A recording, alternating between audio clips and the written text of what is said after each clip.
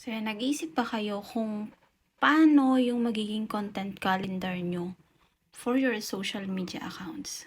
So, this post na pinost ko 1, 2, 3, 4, 5, 6 or 7 I think na Instagram post and nakalink sa Facebook din. It's actually created by AI. How? I use the ChatGPT. So actually, I asked the AI to create a 10-day content calendar on Instagram about Facebook ads. So that's my offer, or that's our agency offer. So yan.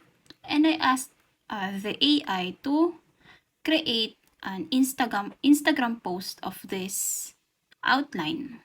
And binigyan niya ako, ganyan, hanggang maging 10 post ko na to. And what I did is per post, syempre, nilagay ko yung sinabi ni AI and ginawan ko na lang siya ng creatives. So comment below if you would like me to show a video kung paano ko ipinost ito na may scheduled within the business suite. Okay, happy content planning!